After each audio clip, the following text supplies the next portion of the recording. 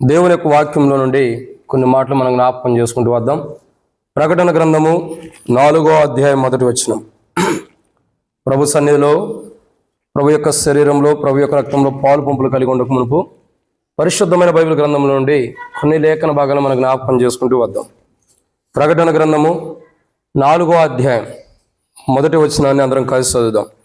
ఈ సంగతులు జరిగిన తర్వాత నేను చూడగా, అదిగో పరలోకమందు ఒక తలుపు తెరవబడి ఉండెను. మరియు నేను మొదట వినిన స్వరం బోరధ్వని వలె నాతో మాట్లాడగా వింటిని. ఆ మాట్లాడిన వాడు ఇక్కడికి ఎక్కిరమ్ము, ఇక మీదట జరగవలసిన వాటిని నీకు కనపరిచేదన్న నేను. కాబట్టి ఇక్కడ మనం దేవుని వాక్యాన్ని చూసినట్టయితే ప్రకటన గ్రంథం 4వ అధ్యాయం 1వ వచనము మనకు సెలవిచ్చబడుతున్న మాట ఏంటంటే సంఘం ఎత్తబడుట. ఈ వచనం యొక్క సారాంశం ఏంటంటే సంఘం ఎత్తబడుట. సో సంఘం అంటే ఎవరు అని అంటే ఇంతకుముందు కూడా చెప్పబడుతూ వచ్చినాయి. సంఘం అంటే ఎవరు? రక్షణ, మారు మనసు, పాప క్షమాపణ కలిగి యేసు ప్రభు స్వరక్తం ద్వారా కడగబడి దేవుని బిడ్డలుగా చేయబడి నీటి బాప్తిసంలో సాక్ష్యం ఇచ్చి ప్రతి విషయంలో యేసు ప్రభు నందు సిలువ వేయబడినటువంటి మానవుడు రక్షణ అనుభవం కలిగిన వాడు. అంటే ఇక ఆ పాపాలు, ఆ లోకపు మాటలు, ఆ చెడ్డ ఆలోచనలు, చెడ్డ మాటలు అన్నిటి నుండి విడుదల పొంది ఒక పవిత్రమైన మార్గంలో నడుచుకుంటూ యేసు ప్రభువును అనుసరిస్తూ వెళ్ళిన వాడే రక్షణ అనుభవం ఉన్నట్టు. సో ఈ రక్షణ అనుభవం కలిగి అక్క మిమ్మల్ని పిలుచుకొచ్చింది వేరే పని ఉంది, మీకు ఆటలాడుకోవడం కాదు, మిమ్మల్ని పిలుచుకొచ్చింది పని ఉంది, మీకు కూర్చొని. కాబట్టి రక్షణ అనుభవం. సో ఈ రక్షణ అనుభవం అన్నది కలిగినటువంటి వారు సంఘముగా ఎత్తబడతారు. రక్షణ అనుభవం కాదు, రక్షణ, మారుమనసు, పాపక్షమాపణ ఉంటూ ఇంకెవరు ఎత్తబడుతున్నారు అని అంటే సజీవులే. అసలు సంఘంగా ఎవరు ఎత్తబడుతున్నారు అని అంటే కొన్ని విషయాలు చెప్పబడుతూ వచ్చింది. అదే అపోస్తలుడైన పౌలు తెస్సలోనికీయులకు రాసిన మొదటి పత్రిక 4వ అధ్యాయం 15వ వచనం నుండి 17వ వచనం వరకు కూడా పౌలు అంటాడు, మేము ప్రభు మాటను బట్టి మీతో చెప్పినదేమనగా ప్రభు రాకడ వరకు సజీవమై నిల్చుండి మనము నిద్రించిన వారికంటే ముందుగా ఆయన సన్నిధిని చేరము. ఆర్భాటంతోను, ప్రధాన దూత శబ్దంతోను, దేవుని బోరతోను పరలోకం నుండి ప్రభు దిగి వచ్చును. క్రీస్తునందు మృతులైన వారు మొదట లేస్తారు. ఆ మీదట సజీవమై నిల్చుండి మనము ఆయన కలుసుకున్నట్టుకు ఏకంగా ఆకాశ మండలం మీదగా కొనిపోబడతాము. కాగా సదాకాలం మనం ప్రభుతో కూడా ఉంటాం. ఇది అపోస్తలుడైన పౌలు తెస్సలోనికీయులకు రాసిన మొదటి పత్రిక 4వ అధ్యాయం 15వ వచనం నుండి 17వ వచనం వరకు రాయబడుతూ వచ్చింది. అంటే సంఘముగా మనం ఎత్తబడతాం. ప్రకటన 4 మొదటి వచనమేమో సంఘం ఎత్తబడిద్దని రాయబడుతూ వచ్చింది. ఎలా ఎత్తబడతారు అన్నది అపోస్తలుడైన పౌలు తెస్సలోనికీయులకు రాసిన మొదటి పత్రిక 4వ అధ్యాయం 15వ వచనం నుండి 17వ వచనం వరకు పౌలు చెబుతాడు ఎలా ఎత్తబడతాం. ఎత్తబడే కోణం 4 ఓట్ల ప్రకటన ఉంది. ఎలా ఎత్తబడతాం అన్నది, మనం ఎలా మధ్యాకాశానికి వెళ్తాం, ప్రభు ఎలా మధ్యాకాశానికి వస్తాడు అన్నది అపోస్తలుడైన పౌలు తెస్సలోనికీయులకు రాసిన మొదటి పత్రిక 4వ అధ్యాయము 15 నుండి 17 వచనాల్లో లిఖించబడుతూ వచ్చింది. సరే, ఇక్కడ ఎత్తబడుతున్నాము, సంఘంగా మనం ఎత్తబడుతున్నాం అనేది మనం లిఖించబడుతూ వచ్చింది. ఎవరు ఎత్తబడతారు ఇప్పుడు సంఘముగా అన్నది ఇంపార్టెంట్. అర్థమవుతుందండి? ఎవరు సంఘంగా ఎత్తబడతారు అంటే ఎవరు ఎత్తబడతారు అంటే మనం అందరం ఎత్తబడం. నేను చెబుతా చూడండి, మందిరానికి వచ్చినంత మాత్రం నీకు పరలోక రాజ్యం లేదు. గుర్తుపెట్టుకోండి. ఏదో నేను ఆదివారం మందిరానికి వెళ్తున్నాను, క్రిస్మస్ రోజు మందిరానికి వెళ్తా, గుడ్ ఫ్రైడే రోజు మందిరానికి వెళ్తా, ఈస్టర్ రోజు మందిరానికి వెళ్తా, ఇంకా సంవత్సరానికి ఒకసారి నాకు గుర్తున్నప్పుడు మందిరానికి వెళ్తా, నా కష్టం వచ్చినప్పుడు నేను మందిరానికి వెళ్తా, నా దుఃఖం వచ్చినప్పుడు మందిరానికి వెళ్తానంటే నువ్వు వెళ్తావు మందిరానికి, ఎక్కడ కొత్త వాడికి వెళ్ళి నరకానికి వెళ్తావు. అది కాదు. పరలోక రాజ్యానికి ఎవరు వెళ్తారు అన్నది ఇంపార్టెంట్. మందిరానికి వచ్చిన వాళ్ళందరూ పరలోక రాజ్యానికి వెళ్తే ఇంకెట్టుండేది ఆలోచన చేయండి. బైబిల్లో ఒక మాట ఉంది, నిషేధించబడినది అపవిత్రమైనది ఏదైనాను అచ్చట్లేదంట. నిషేధించబడినది కానీ అపవిత్రమైనది కానీ మరి ఏదైనా అక్కడ అంటే మనం మందిరానికి వచ్చి అపవిత్రమైన పనులన్నీ చేసుకుంటూ పోతే పరలోక రాజ్యం వెళ్తావా? అవకాశమే ఉండదు. నువ్వు మందిరానికి వచ్చినంత మాత్రాన, భక్తుడు అనుకున్న మాత్రాన, దేవుని బిడ్డ అయిపోయినంత మాత్రాన పరలోక రాజ్యం ఉంది అనుకుంటున్నావేంటి? రక్షించబడిన నీలో మొదట నువ్వు రక్షించబడాలా? రక్షించబడిన నీలో ఆయన జీవం ఉండాలి. ఆయన జీవం అంటే ఆయన క్రియలు వసిస్తూ ఉండాలి. ఆయన క్రియలు మనలో వెదజల్లబడుతూ ఉండాలి. ఆయన క్రియలు మనలో ప్రచురించబడుతూ ఉండాలి. ఆయన క్రియలు మనలో ఇతరులకి కనబడేటట్టు ఉండాలి. అదే పౌలు అంటాడు. ఆ పౌలే కాదు, దెయ్యాలు చెబుతున్నాయి. ఏమని చెబుతున్నాయి తెలుసు? అపవిత్రాత్మలు మాకు యేసు తెలుసు, పౌలు తెలుసు, మీరెవరు? ఏమన్నాయి? మాకు యేసు తెలుసు, తర్వాత పౌలు తెలుసు, మరి మీరెవరు అంటే కొంతమంది ప్యాచ్ ఏం చేశారంటే పౌలేనా దెయ్యాలు వదిలికొట్టేది, నేను కూడా వదిలికొడతానని చెప్పని వెళ్ళిపోయి ప్రార్థన చేస్తున్నారు, నెత్తిమే ప్రార్థన చేసి. దెయ్యం పట్టిన వాళ్ళు ఉంటారు, వాళ్ళు నెత్తిమే ప్రార్థన చేస్తున్నారు, నేను కూడా వదిలిపుతా పౌలు వదిలించినట్టు దెయ్యాన్ని. ఆ దెయ్యం ఏం చేసింది? అయ్యా నాకు యేసు ప్రభు తెలుసు, ఆయన పరిశుద్ధ తెలుసు, పౌలు తెలుసు, మారిన తర్వాత తన జీవితం ఎలా ఉందో, మరి నువ్వెవరు మా దగ్గరికి వచ్చావని చెప్పని ఈ దెయ్యాలు ఏం చేసింది? ఈ దెయ్యాన్ని వదిలించడానికి తెలియని వాళ్ళ మీదకే దెయ్యాలు వచ్చినాయి. పట్టుకుని ఏం చేసింది తెలుసా?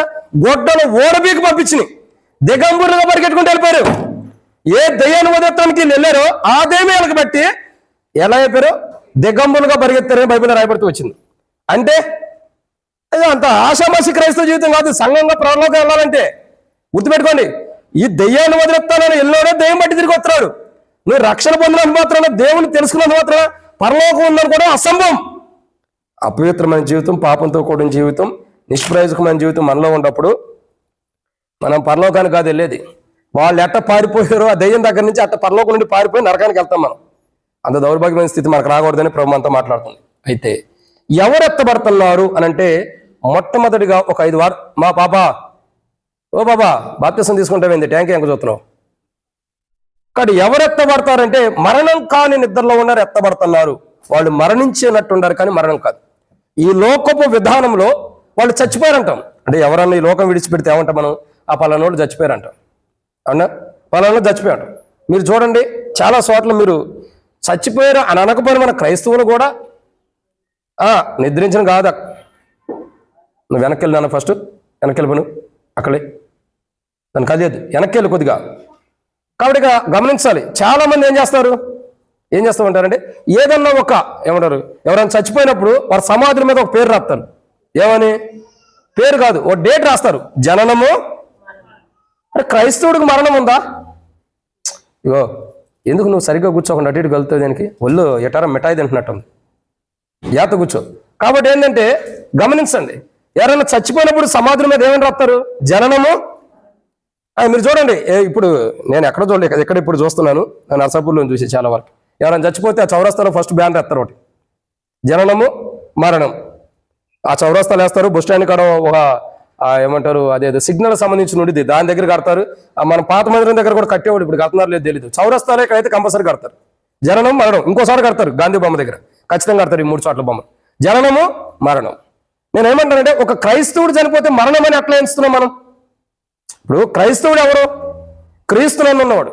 యేసు ప్రభువులో ఉన్నవాడికి మరణం ఎక్కడ ఉంది అంటే మరణం కానీ నిద్రలో ఉంటున్నారు. అప్పుడు మనం ఏం చేయాలా? జననము ప్రభువునందు నిద్రించిన తేదీ వేయాలి.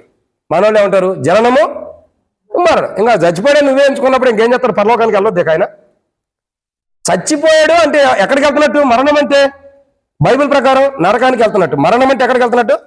నరకానికి వెళ్తున్నట్టు. ఇప్పుడు మరణం ఉందా చెప్పండి. మరణం ఉంటే ఇక నేనేం చేసేదేం లేదు, మీరు పల్ల కూడా పాల్గొన్నది. మరణం లేదు, మనకి నిద్ర అన్నది ఉంది. అదే కదా మత్తయి సువార్త 11:28 రాయబడుతూ వచ్చింది, ప్రయాసపడి భారం వస్తున్న సమస్యలారా నా దగ్గర నేను మీకు విశ్రాంతిని ఇస్తా. Come on to me I will give a rest అన్నాడు. ఎందుకు? నా దగ్గర నేను మీకు విశ్రాంతిని ఇస్తా. ఎందుకు ఇస్తానంటున్నాడు అని అంటే మీరు చచ్చిపోవటం కాదు, మీరు విశ్రాంతిలో ఉంటారు, అంతవరకే నిద్రిస్తున్నారు తప్ప మరణించిన వాళ్ళు కాదు. కానీ ఇక్కడ ఎవరు ఎత్తబడుతున్నారంటే సజీవులే కానీ మరణం కాని నిద్రలో, కానీ మరణించారని లోకం అనుకుంటుంది, కానీ వారి నిద్రలో ఉండేవాళ్ళు ఎత్తబడుతున్నారు. ఇది 5 వారాలు ధ్యానించాం. తర్వాత ఎవరు ఎత్తబడుతున్నారు సంగమగా అని అంటే సజీవులే. అంటే మరణం కాని నిద్రలో ఉండేవాళ్ళు, అంటే చచ్చిపోయినట్టు అనిపిస్తున్నారు కానీ వాళ్ళు నిద్రలో ఉంటారు, వాళ్ళు ఎత్తబడుతున్నారు, క్రీస్తులో ఉంటారు కాబట్టి. 2 సజీవులే కానీ జీవం కలిగిన వారు. సజీవులు అంటే ఎవరు? సజీవులు అంటే ఇప్పుడు బతుకున్న వాళ్ళని కాదండి. సజీవులు అంటే బైబిల్ ప్రకారం రక్షణ, మారుమనసు, బాప్తిసం, పాప క్షమాపణ కలిగిన వారు సజీవులు. మరి జీవం కలిగిన వారు ఎవరు? యేసు ప్రభువారి యొక్క ఆలోచనని, యేసు ప్రభువారి యొక్క మనసుని, యేసు ప్రభువారి యొక్క ఉద్దేశాన్ని తమ జీవితాల్లో బయటికి కనపరుచుకునేవారు, క్రియాపూర్వకంగా కనపరిచేవారు క్రీస్తు యేసు యొక్క జీవం కలిగిన వారు. వీళ్ళు ఎత్తబడుతున్నారు. ఇది మనం ఆరాధన టేబుల్లో కూడా చూస్తున్నాం. ఇప్పటికీ మరణం కాని నిద్రలో ఉన్న వారి గురించి 5 వారాలు చెప్పబడింది. సజీవులే కానీ జీవం కలిగిన వారి గురించి ఎన్ని వారాలు ధ్యానిస్తూ వచ్చాం? 23 వారాలు చెప్పబడుతూ వచ్చింది. ఇది ఎన్నో వారం? 24వ వారం. ఇక్కడ మనం గమనించాల్సిన కోణం ఏంటంటే మరణం కాని నిద్రలో ఉండేవారు ఎత్తబడుతున్నారు. ఎవరు ఎత్తబడుతున్నారండి? మరణం కాని నిద్రలో ఉండేవారు. ప్రకటన 4:1 ఇప్పటికే దాదాపు 1.5 సంవత్సరాల నుండి మనం ధ్యానిస్తున్నాం. ఒక్క వచ్చినవే, ఇంకా చాలా దూరం వెళ్ళాలి, ఇంకా చాలా ఉంది ధ్యానించాల్సిన మాట. కాబట్టి సంఘముగా ఎత్తబడతాం. మరణం కాని నిద్రలో ఉండాలి ఎత్తబడుతున్నారు, సజీవులే కానీ జీవం కలిగిన వారు ఎత్తబడుతున్నారు. ఇప్పుడు ఈ జీవం కలిగిన వారు ఎవరు అని అంటే ఈ జీవం కలిగిన వారి జీవితాలు ఏం జరుగుతుంది అన్నది మరి యెషయా గ్రంథం 4:3 రాయబడుతూ వచ్చింది. ఏమో రాయబడుతూ వచ్చింది? సియోన్లో శేషించిన వారికి, యెరూషలేములో అనగా జీవము పొందుటకై యెరూషలేములో దాఖలైన ప్రతివానికి పరిశుద్ధుడని పేరు పెట్టుదురు. చలమ ఎవరు ఎత్తబడుతున్నారు అంటే జీవం కలిగిన వారు. ఆ జీవం కలిగిన వారంటే ఎవరంటే యెరూషలేములో తమ పేరుని దాఖలు చేసుకోవడానికి ఇష్టపడినారు. అంటే ఎన్ని కష్టాలు వచ్చినా, ఎన్ని బాధలు వచ్చినా, మీకు ఒక సంగతి మొన్న కూడా చెప్పి ఇప్పుడు కూడా చెబుతున్నా, ప్రభువుని అంగీకరించిన వారిలో ఇశ్రాయేల్ దేశంలో ఎంతమంది ఉంటారంటే 1%, 2% యేసు ప్రభువుని రక్షకుడికి అంగీకరించింది. మిగతా వాళ్ళందరూ అంగీకరించలే. ఇంకా ఎంతండి? ఇశ్రాయేల్ దేశంలో 100కి 2% ప్రభువుని రక్షకుడిగా అంగీకరించింది. మిగతా వాళ్ళందరూ ఇంకా ఆయన మెస్సీ అని, ఆయన రక్షకుడని అంగీకరించిన వారు చాలా మంది ఉంటారు నాకు తెలిసి. ఎందుకంటే ఇంకా ఆయన ఒక ప్రవక్తగానే ఇస్తున్నారు. తర్వాత ఏం జరిగింది అన్నది ఇప్పుడు నేను చెప్పిన ఈ ప్రకటన గ్రంథం వర్తమానం ద్వారా అబద్ధ క్రీస్తు వస్తాడు, వాడు ఫస్ట్ నమ్మెత్తాడు, తర్వాత మోసం చేసినప్పుడు ఓహో ఈయన కాదు ఇంత ముందు వచ్చినోడే మెస్సీ అని అప్పుడు నమ్ముతారు. వారిలో నుండి 144,000 మంది ముద్రిస్తారు.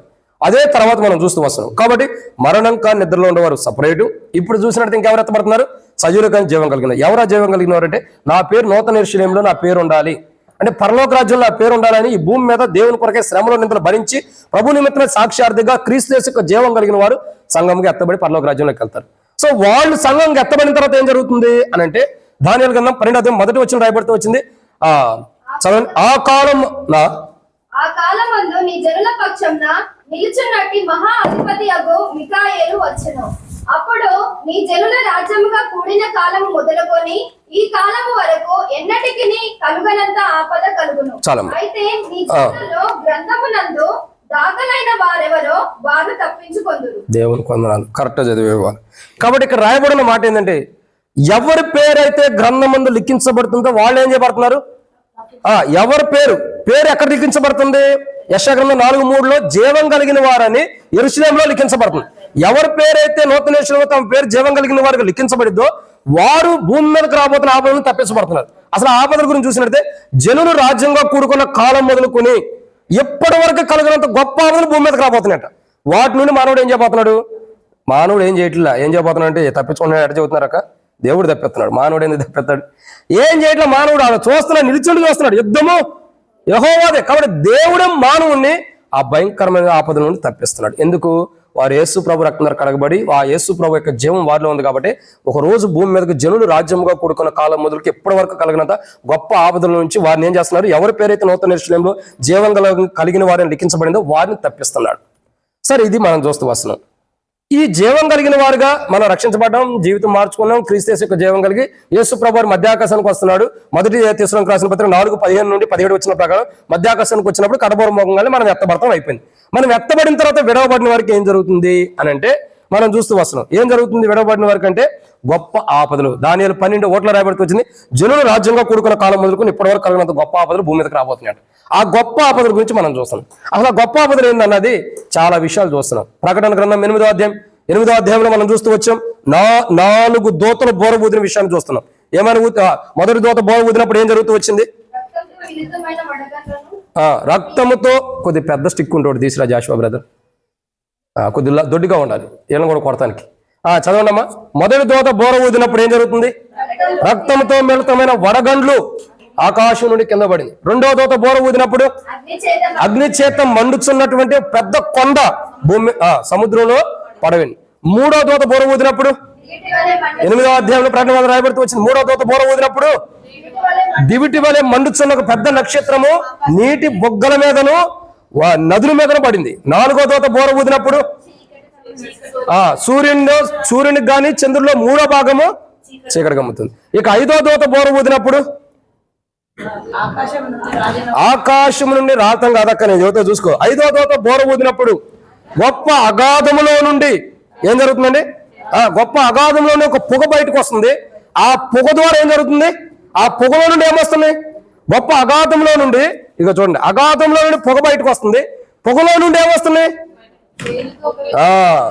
ప్రకటన గ్రంథం 9వ అధ్యాయం రాయబడుతూ వచ్చింది. 5వ దూత బోర ఊదినప్పుడు గొప్ప అగాధములో నుండి పొగ బయటకు వస్తుంది. ఆ పొగలో నుండి తేలు తోక కలిగినటువంటి మిడతలు భూమి మీదకి వస్తున్నాయి. ఈ భూమి మీదకి వచ్చి ఏం చేస్తున్నాయి? మనుషులు తక్కువ బాగుండవా, ఏం చేస్తున్నావు ముచ్చటెత్తున్నాయా? ఇవి ఎలాంటివి తెలుసా? రాయబడుతూ వచ్చింది. మానవుని రూపం కలిగినట్టు ముఖ రూపం కలిగినవి, ఇంకా వాటి శరీరం మిడతల శరీరం, వాటి తోక చూడగా తేలు తోక, ఇంకా వాటి జీవితం చూడగా అవి పొగలో నుండి వస్తున్నాయి. ఇంకా వాటి గురించి రాయబడుతూ వచ్చింది. గుర్రము యుద్ధానికి వెళ్ళడానికి సిద్ధపడిన గుర్రం వలె అవి సిద్ధంగా ఉన్నాయట. ఈ మిడతల ద్వారా మానవుడికి ఏమొస్తుంది? నువ్వు పుట్టాము కొద్దిగా వెనకాల కూర్చోవచ్చు కదా, ఏడ కూర్చుని ఇట్ట చూస్తే ఏం కనపడతాయి ఆడ. కాబట్టి ఏం కనపడుతున్నాయండి, ఏమొస్తుంది, గొప్ప ఆపదలు భూమి మీదకి రాబోతున్నాయి. సరే, ఇట్టి ఆపదల గురించి కొన్ని విషయాలు మనం చూస్తున్నాం. ఈ మిడతల ద్వారా వచ్చే ఆపదలు ఏందన్నది 5వ దూత బోరు ఊదినప్పుడు ఈ మిడతల ద్వారా ఆపదలు వస్తున్నాయి, వీటి గురించి మనం చూస్తూ వస్తున్నాం. కాబట్టి ఈ ఆపదల గురించి చూస్తున్నాం. ఈ ఆపదలో నుంచి ఎవరు తప్పించబడుతున్నారు? చదవేస్తే ఉండమతిపోయిందంట. ఎక్కువ చదివితే ఏమైంది, ఉండమతిపోయిందంట. అందుకే ఎక్కువ వాక్యం చదివితే ఉండదు కూడా మర్చిపోతాం మనవాడు. చాలా నమ్మకస్తులు మర్చిపోయే విషయంలో బట్టి నర్సాపూర్లో మనం చాలా ఫస్ట్ ర్యాంక్లో ఉంటాం. ఒక అతను మతిమరుపు గురించి బుక్ రాశాడు. బుక్ రాసి ఏం చేశాడు, ఎన్ని కోణాల్లో మనిషి మతిమరుపు వచ్చింది అన్నది రాశాడు. చివరికి బుక్ రాసిన ఆయన ఎక్కడ బుక్ పెట్టాడు మర్చిపోయాడు. ఎతుకుతున్నాడంట. భార్య వచ్చి అడిగిందంట, అయ్యా ఏం ఎతుకుతున్నామంటే ఆ మతిమరుపు గురించి బుక్ రాసి అది ఎక్కడ పెట్టాను అన్నాడు. ఓరి మతిమరుపు కూడా, నువ్వే అనేకులు మతిమరుపు గురించి బుక్ రాసి నువ్వే మర్చిపోయావు అన్నట్టు. అటువంటిది మన చరిత్ర. చదవెత్తి ఉండమతిపోయిందంట. ఇంత చెప్పుకుంటూ వచ్చేసరికి అసలు పొష్టిదే మర్చిపోతాం. ఎవరు ఎత్తబడుతున్నారంటే సజీవులే కానీ జీవం కలిగిన వారు ఎత్తబడుతున్నారు. వాళ్ళు ఎత్తబడిన తర్వాత ఏం జరుగుతుందంటే భూమి మీద గొప్ప ఆపదలు రాబోతున్నాయి. ఆపదల్లో నుండి ప్రభు అయిన యేసు ప్రభు యొక్క జీవం కలిగిన వారు అయిన మనం సంఘంగా ఎత్తబడుతున్నారు, తప్పించబడుతున్నారు. అసలు భూమి మీదకి ఆపదలు ఎలా వస్తున్నాయి అంటే తేలుతోక కలిగిన మిడతల ద్వారా వస్తున్నాయి. సరే, ఈ తేలుతోక కలిగిన మిడతల గురించి ఏమని రాయబడుతూ వచ్చిందంటే ప్రకటన గ్రంథం 9వ అధ్యాయంలో 4వ వచనంలో ఒక మాట ఉంది. ప్రకటన 9వ అధ్యాయం 4వ వచనం ఏమని రాయబడుతూ వచ్చింది, మరియు నొసలయందు దేవుని ముద్ర లేని మనుషులకి తప్పగా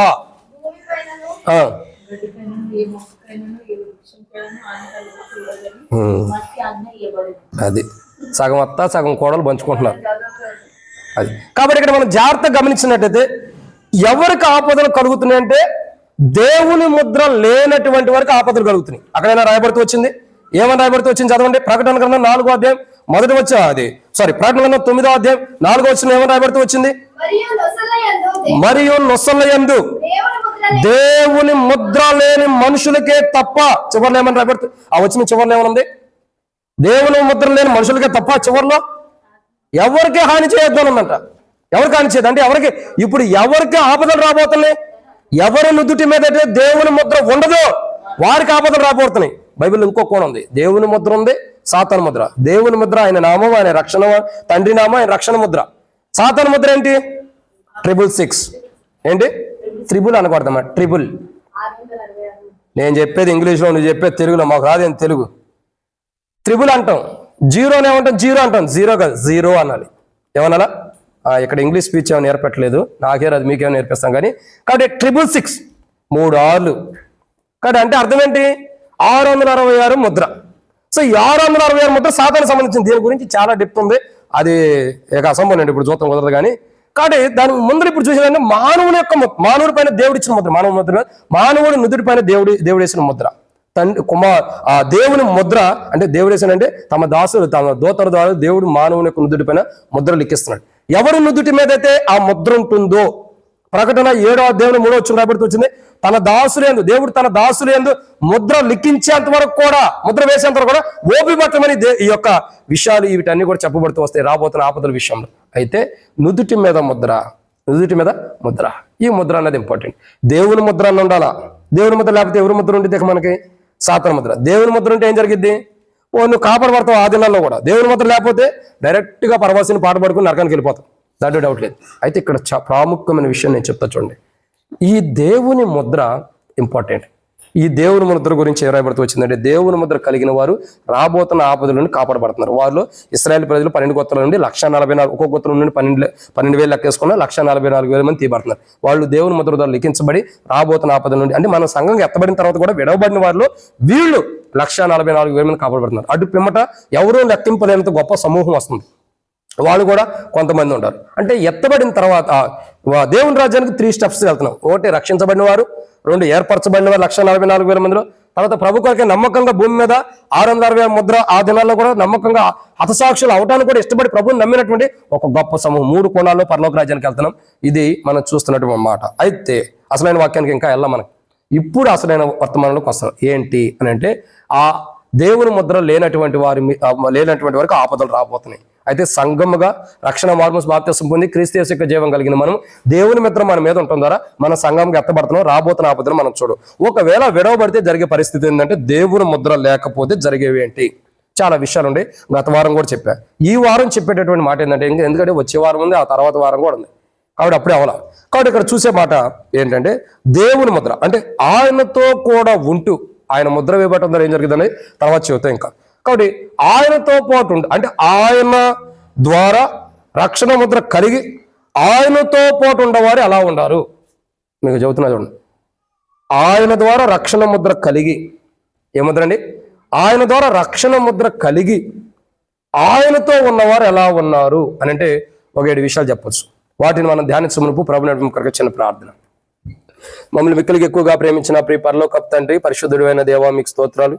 ఈ సమయంతో కొన్ని వాక్యాలు ధ్యానించబోతున్న సహాయం చేయండి. దాసులు కన్నా యజమానుల వైపు చూస్తున్నట్లు, దాసరాలు కన్నా యజమానుల వైపు చూస్తున్నట్లు మా కళ్ళు మీ వైపు వీక్షిస్తున్న మీరు సహాయం గురించి మహిమ పొందండి. దయచేసి నీ ప్రజల పక్షాన్ని నీకున్న దయచొప్పున దయతో జ్ఞాపకం చేసుకుని నాతో మాతో మీరు మాట్లాడమని ప్రార్థన చేస్తున్నాం తండ్రి. నీ ప్రజల పక్షాన్ని నీకున్న దయచొప్పున దయతో జ్ఞాపకం చేసుకోండి. నీ మాటలు ఏవైతే నాతో పలకాలనుకున్నారు, ఏవైతే నాకు బయలుపరచాలనుకున్నారు బయలుపరచండి ప్రభా. నీ ప్రజలకు అవసరమైన మాటలు కూడా మీరు బయలుపరచండి. నాతో మాతో మీరు మాట్లాడండి. కింద కూర్చున్న వారికి నేను వాక్యం అందిస్తానికి యోగ్యుని కాదు, ఏ మాత్రం అర్హత లేని వాడిని ప్రభా. వారికి వాక్యం ధ్యానిస్తానికి నాలో ఏ యోగ్యత లేని ఒప్పుకుంటున్నాను. దాసుడి కళ్ళు యజమానుడి వైపు చూస్తున్నట్లు, దాసుడి కళ్ళు యజమానుడి వైపు చూస్తున్నట్లు నా కళ్ళు మీ వైపు వీక్షిస్తుండగా మీరే సహాయం గురించి మహిమ పొంది తండ్రి, మీ కృపచేతలను బలపరిచి మహిమ పొంది నాతో మాతో మీరు మాట్లాడమని, మీ చిత్తం ఎట్టు నెరవేర్చి మహిమ పొందమని ప్రార్థన చేస్తూ ముందున్న సమయం ఎంతో దీవెనకరంగా చేయమని ప్రభావ. నీ ప్రజల హృదయాలకు అవసరమైన మాటలు మాట్లాడండి. సంఘంగా సిద్ధపడటం కొరకు ఏమైనా బలహీనతలు సరి చేసుకుని సిద్ధపడటం కొరకు అవసరమైన మాటలు సిద్ధపరిచి మహిమ పొందండి. వంట చేస్తే నీ బిడ్డలను కూడా దీవించి బలపరిచి మహిమ పొందమని యేసు ప్రభు నామమున ప్రార్థిస్తున్నాను తండ్రి, ఆమేన్. సమయంలో మనం దేవుని యొక్క వాక్యమును చూస్తాము. ప్రభు యొక్క శరీరంలో ప్రభు యొక్క రక్తంలో ప్రవేశించి పాల్గొనక మునుపు కొన్ని మాటలు మనం చూద్దాం. ఏంటంటే ప్రకటన గ్రంథం 9వ అధ్యాయం 4వ వచనం చదవండి. మరియు నొసళ్ళ యందు దేవుని ముద్ర లేని మనుషులకే తప్ప భూమిపై ఉన్న గట్టికైనను ఏ మొక్కలకైనను మరి ఏ వృక్షములకైనను హాని కలుగ చేయకూడదని వాటికి ఆజ్ఞ ఇయ్యబడెను. మరియు వారిని చంపుటకు అధికారము ఇయ్యబడలేదు గాని 5 నెలల వరకు బాధించుటకు వాటికి అధికారము ఇయ్యబడెను. చాలమ్మ ఏడి జాషు ఏడి ఏంది కర్ర ఏంది ఇన్ని వంకలు తిరిగి ఉంది అసన్నదటి కాదు. ఇక్కడ దేవుని వాక్యాన్ని ఏంది ఇన్ని వంకలు కలిగిన కర్ర తెచ్చా కొద్ది స్ట్రైట్గా ఉండేది తీసురా. కాబట్టి దేవుని వాక్యాన్ని చూసినట్టయితే ఏమని రాయబడుతూ వచ్చింది? దేవుని లేఖన భాగం జాగ్రత్త గమనించినట్టు ప్రియులారా, ఆయన ముద్ర కలిగినటువంటి వారు ఏం చేయబడుతున్నారు? రాబోతున్న ఆపద నుండి కూడా కాపాడబడుతున్నారు. సో ఇక్కడ ఒక విషయం చెబుతా చూడండి. ఆరాధన వర్తమానంలో కొన్ని మాటలు చెప్పా. ఏమని చెప్తే వచ్చాము అని అంటే, ఎలాంటి వారిని ఆయనతో కూడా ఉండటానికి ఆయన ఇష్టపడి ఆయన రక్షణ ముద్ర వేసాడు. ఆ రక్షణ ముద్ర కలిగిన వారు రక్షణ ముద్ర పొందక మునుపు వారి జీవితాలు ఎలా ఉందన్నది ఒక 7 విషయాలు చెప్పాం. మొదటిగా దుర్వాసన కొట్టేవారు, అంటే ఇతరుల వారి దగ్గర నివసించడానికి కూడా ఇష్టపడరు. 2 వ్యాధి కలిగిన వారు, అంటే అస్వస్థత గురైన వారి శరీరం. 3 శరీర బలహీనతలు. 4 రోగాలు జబ్బులు కలిగిన వారు. 5 6 చెడ్డాత్మ. 7 మురికి గుడ్డ లాంటి క్రియలు కలిగిన వారు. ఇట్లాంటి వాళ్ళని ఆయన ఏం చేశాడు? ఆయన కలువరిశిల రక్తం ద్వారా కడిగి ఇట్లాంటి వారు ఆయన మనల్ని ఆయనతో పాటు ఉండనివ్వడానికి ఆయన ఇష్టపడ్డాడు. అది మన లూకా సువార్త 8వ అధ్యాయం 2వ వచనంలో మనం చూస్తూ వచ్చాం. ఇప్పుడు చూసే మాట ఏంటంటే,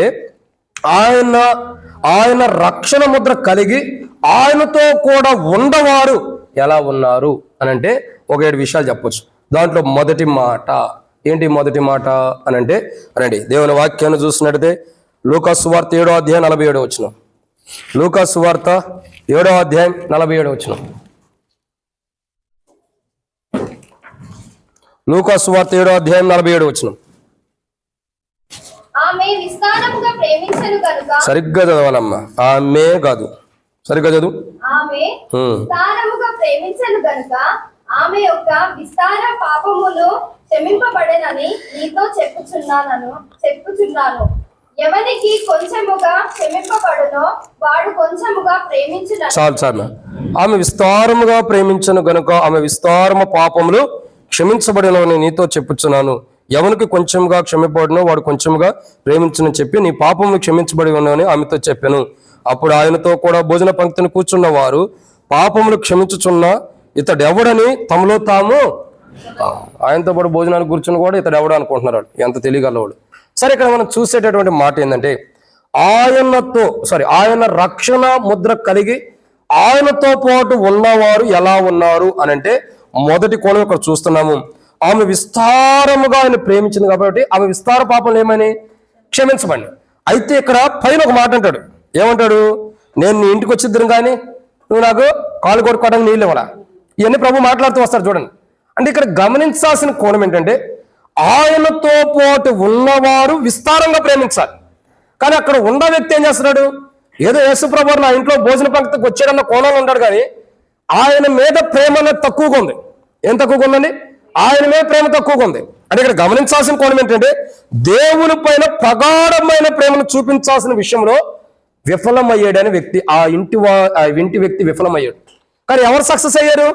ఆ ఇంట్లోకి వచ్చి అత్రపుడు తీసుకుని ఆయన పాదాలు తుడిచినామే, ఆమె దేవుణ్ణి ప్రేమించే విషయంలో సఫలమైంది. కానీ ఏ ఇంట్లోకైతే ప్రభుని ఆహ్వానించాడో, ఏ ఇంట్లోకైతే ప్రభు రావాలని ఆహ్వానించాడో, ఎవరైతే ప్రభువుతో పాటు ఉండాడో ఆ వ్యక్తి యొక్క జీవితం చూడగా ప్రభువుని ఎక్కువగా ప్రేమించలా. ప్రభువుని ఎక్కువగా ప్రేమించాడా? చూడండి 44 వచనంలో ప్రభు అంటాడు కదా, ఏమని రాయబడుతూ వచ్చింది?